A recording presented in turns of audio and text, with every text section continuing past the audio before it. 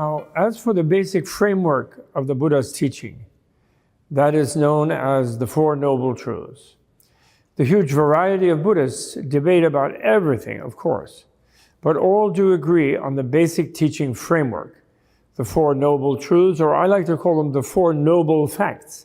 That is to say, they are factual, they're real for noble or altruistic persons, and by qualifying them to calling them noble, the Buddha is indicating that he realizes they are not necessarily facts for ordinary persons, ordinary self-centered persons. And these four facts are the fact of suffering, the fact of the origination of suffering as being understandable, the fact of the freedom from suffering as being attainable, which is Nirvana, and the fact of the path to that freedom from suffering, which is the Buddhist educational path, in fact, not just a path of belief, but a path of education. The Buddha is celebrated most famously in India as the discoverer of causation. An early disciple made an epitome of his teaching, which became a famous verse written on icons and monuments all over the Buddhist world. Even today, you can find it on the back of a Tibetan scroll icon. In translation, "Hail the great seeker, the enlightened realist, who declared the causes of everything that comes from causes and their termination, and who is thus the teacher." And I always, just for good luck, like to always repeat the Sanskrit, Om Ye Dharma Hetu Prabhava, Hetun Tisham Tathagata Hiyavadat, Tisham Chayo Nirodo, Evam Vadi Mahasramaniye Swaha. But just for good luck, I know you don't know what that means, but it's like a mantra, it's like a almost magical statement. And although admittedly fully enlightened, admittedly by himself that he was fully enlightened, or claimed that he was fully enlightened, the Buddha does not present himself as a supreme authority. His scheme of the four reliances includes: rely on the teaching, not the teacher; rely on the meaning, not the words; rely on the definitive meaning, not the interpretable meaning. And out of that, there's a huge Buddhist hermeneutical structure of how to interpret things and what is definitive and what is interpretable. And rely on non-dual experiential wisdom, not on dualistic conceptual knowledge. And that's sort of the Buddhist canon for science, just like Karl Popper, who insisted that so-called laws of nature by scientific materialism, so-called gravity or relativity or whatever it would be, that they are just hypotheses that account for the empirical evidence of experiment in the best possible way, but are awaiting falsification by further experience, further experiment. So they never should be taken to be dogma. Listen up, you materialist scientists, about your dogma of materialism. And so the Buddhist one, that experience, an empirical thing, overrules a theory about the empirical thing, and that reality can't be captured in formulations, either mathematical or verbal or symbolic, but it always exceeds them, it always eludes them, although they are useful in giving you a vector, a perspective, a facet, but they will encompass completely reality itself.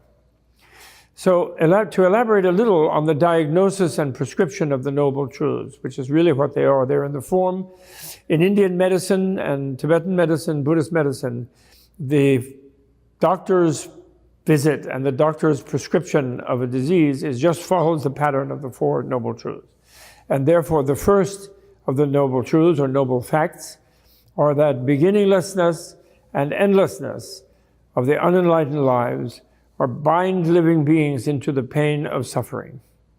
And there's no end to it just by dying. And it's been coming from the beginning as we've been bearing and tolerating it, and we've been working within that context, beginninglessly. It isn't like it had a first beginning. And that's the first fact.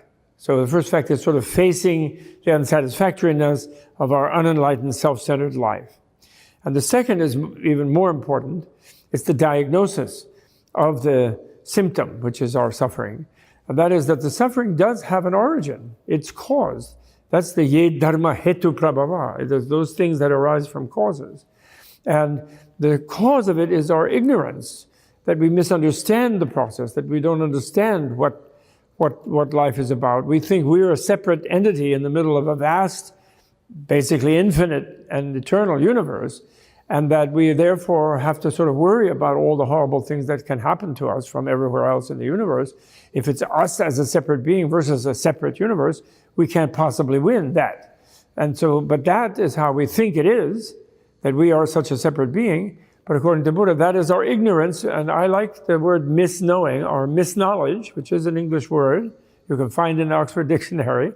A mistaken knowledge is a misknowledge, and that's our wrong knowing, because we think we know that that's what it is. Like, I think that wall is different from me, and that's my misknowledge, actually. We are interrelated in a certain way, and any difference is arbitrary and not really absolute, is the idea. And then based on that misknowledge of being separate from things, I get greedy and lustful, and I want to unite with other things. I want to make them part of me. And then I hate them because I think they're trying to swallow me up. And so I fight them off, and I'm aggressive about them, and I'm averse to them. So those are secondary, lust and hate. Although when Buddha first taught to the 5 disciples of his about the source of the suffering, he said it is lust or greed. And he was doing that because they were into how they didn't have any because they were torturing themselves. But he was saying it was an inverted form of desire. So he emphasized desire at first.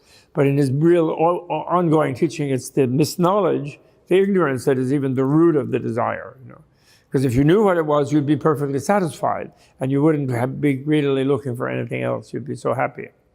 So the third noble truth then is really the big one, and it's the only really real one, if you will. And it's the prognosis in the medical sense. It's what we can expect as human beings if we turn our steps in the right direction. And that is Nirvana, the termination of suffering. Suffering can be terminated by attaining the wisdom that eliminates the misknowing. And so wisdom is accurate knowing. It isn't just resignation to something like that, which is one of the connotations that it has in the West. And it's really prajna, the word prajna. Pra means super, and nya means to know. It's the same, kno, gnya, And so super knowing, it's like a genius thing, wisdom. It's like insight, really seeing the true nature of things, experiencing the true nature of things. That's what wisdom is in the Buddhist sense. And therefore, English word may not be the absolute best word for that super intelligence. But anyway, the wisdom that eliminates the misknowing is the accurate knowing. And once you have the accurate knowing, then your suffering is over. And that's his great discovery, why he was happy, why the movement has been powerful in history ever since. Because he discovered that if you know the meaning of life, if you know the meaning of the reality in which you are living, you will be happy, actually. And therefore, you don't have to change all reality. You just have to change your misunderstanding, and then you'll be cool, And then how do you do that is 4. So that's the therapy. It's the truth, the noble truth of the path, and that is the path. It has 8 branches, and these are divided into the 3 higher or super educations. The super education in ethics, super education in mind or mental control, and super education in wisdom, which is really in science, in knowing the nature of reality. Now, these truths or facts are a model for a medical diagnosis, as I said. They're a prescription. They're not a dogma to be believed. The different ones are to be related to in different ways. As far as the suffering one, the first one, you should acknowledge it and face it. And don't come up with rationalizations and pretenses to yourself. Realize that you are afraid and that you do suffer. Second is you find the reason for it, the causal process that makes you suffer. Third is the encouragement that you can get rid of it. And at first, the only way you can do that is you can imagine being free of suffering, because you always do suffer. We always are dissatisfied. And we're never satisfied. Even when we are happy temporarily, it doesn't last. That's called the suffering of change, because the happiness gives way to its opposite, And then the last one, we have to travel that path. So it isn't just a matter of believing any of them. Traveling the path is not believing them, it's using them. So it's not a creedal dogma, in other words. And respectively, they describe the illness of suffering symptoms, the diagnosis of the cause, the prognosis of the ability to be cured, and the therapy itself. The third noble truth is most important, cannot be emphasized enough, the basis of the Buddha's appeal and the success of his movement. That is to say, it's a good prognosis. Even though the therapy can be difficult, education always requires effort and intelligence and effort, but And it can feel hard and we can feel tired of it. But this education pays off, is the result that the tradition attests to. But the human being has the opportunity and the capacity to attain full freedom from all suffering by means of the wisdom that understands the true nature of reality. Finally, of course, wisdom, the ethics, and the mental expertise and the ability to concentrate and develop higher insight and so forth. That's important, but it's the wisdom itself, the knowledge of reality, that is truly liberating in the Buddhist sense, in the Buddhist education. In calling them the noble truths, the Buddha took the Sanskrit word Arya, which had originally meant in the Vedic context a kind of racial term, because the Vedas are the product of a outside group that came in from Central Asia to Iran and India and even Turkey and even Egypt at one point, about 3,000, 4,000, 5,000 years ago, slowly coming in, and then dominating the local river valley people, because nomadic people tend to be tougher and meaner than the people who farm, who are more peaceful, living more in harmony with life. Whereas living on the high steppe, you have to kind of battle it out with the elements, So anyway, the Arya originally meant that sort of higher conquering group, which then by the time of Buddha had become a superior class, the three higher classes of priest, warrior, and merchant, the Arya people, which is where unfortunately the Nazis got the term, But, and they took it in a racial sense, but that was its early meaning there. Then it was transvalued by Buddha, however, to mean noble in a moral sense, where the previous word for a commoner, a non-Aryan, the Buddha took that to mean a commoner in the sense of a self-centered person, a normal, uncritical, unexamined life-living person.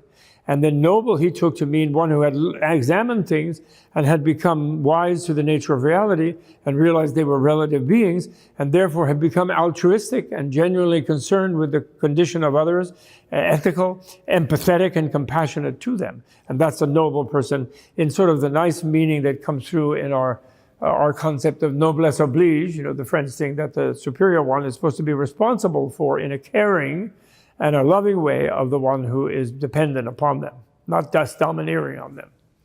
So the beneficial psychological transformation he discovered and taught was what he then called noble.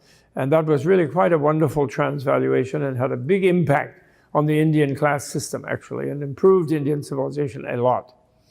By using this term for the truths or the facts, the Buddha is acknowledging that they are not just truths to be believed in by ordinary people, but they're rather challenges for the ordinary self-centered person who thinks he or she is not suffering all the time, who basically thinks maybe the little bit of happiness and relief they occasionally have from their anxieties is real happiness, so they don't agree that everything is suffering.